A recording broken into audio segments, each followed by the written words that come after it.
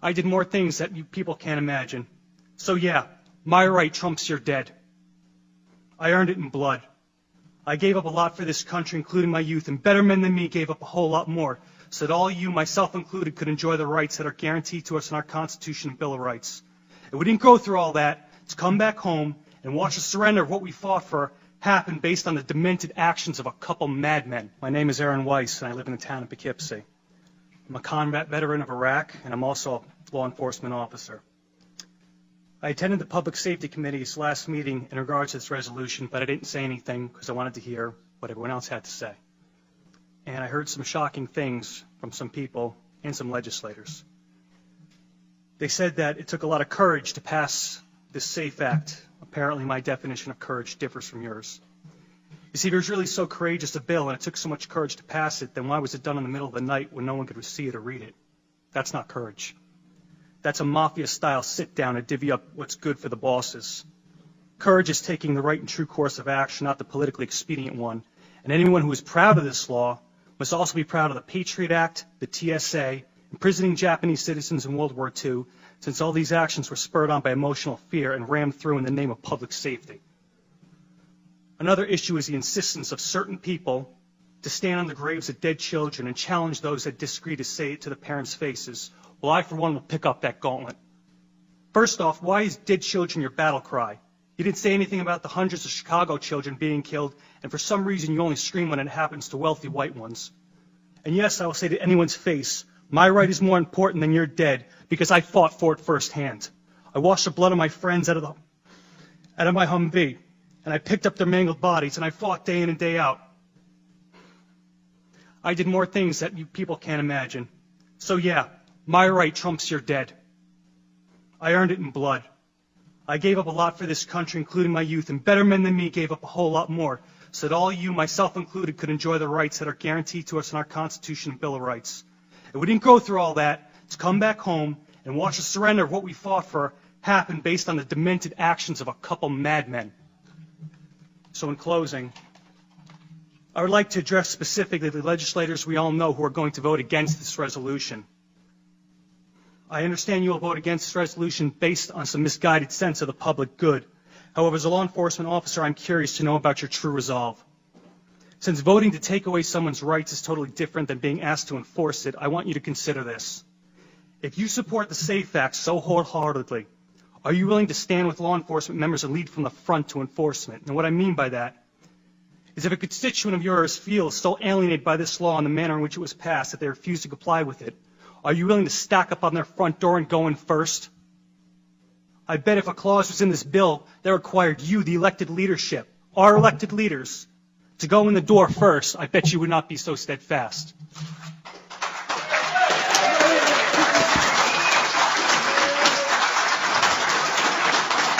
I didn't have time to write a fancy speech. I didn't have time to, I didn't have the resource of an English teacher to sit down and write a speech with at school today and be, brought over here or practice or anything. What I really came down here for is this. I've heard a whole lot of people in here talking tonight about this group and that group, and domestic violence and blacks, these minorities and that minority. What I want to know is, when are you all going to start standing up for the majority? And here's who the majority is. I'm the majority. I'm a law-abiding citizen who's never shot anybody, never committed a serious crime, never committed a felony. I've never done anything like that. But it seems like every time we have one of these shootings, nobody wants to put the blame where it goes, which is at the shooter's feet. You want to put it at my feet. You want to turn around and restrict my right, constitutional right that's spelled out in black and white. You want to restrict my right to buy a firearm and protect myself from some of the very people you're talking about in here tonight. It's ridiculous. I don't think Rod Serling could come up with a better script. It does not make any sense. The law-abiding citizens of this community and many communities around this country, we're the first ones taxed and the last ones considered and the first ones punished when things like this happens, because our rights are the ones that are being taken away. That's the reason why I came down here today. Gun show or no gun show, NRA or no NRA. I'm here to stand up for the law-abiding citizens of this community, because I'm going to tell you that what's going to happen. You can take the guns away from us all you want to. You all write a law, I follow the law, I'll bring my guns down here, I'll turn them in. But here's what's going to happen. The Crips and the Bloods on the other side of town, they're not going to turn their guns in. They're going to hold on to them. And what's going to happen when you have to send the police down there to go take them?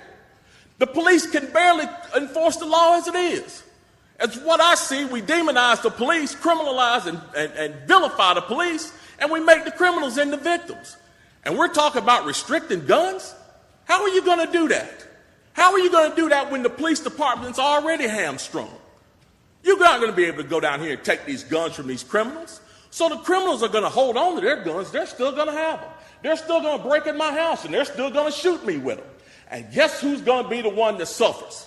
It's going to be me. Well, I'm here to tell you tonight, it is not going to happen without a fight. And when I say fight, I don't mean shots fired. I don't mean fist thrown.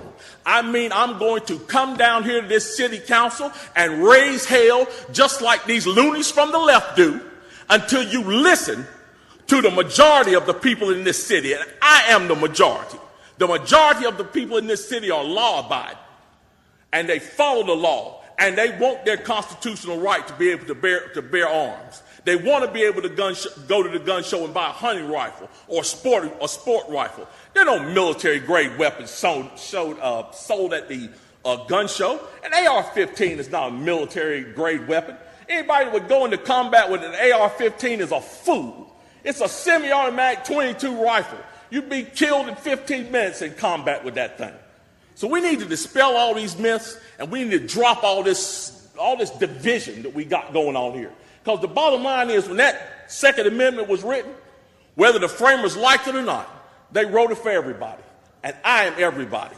And the law-abiding citizens of this city are everybody. And we want our rights, and we want to keep our rights. And by God, we're going to keep them, come hell or high water.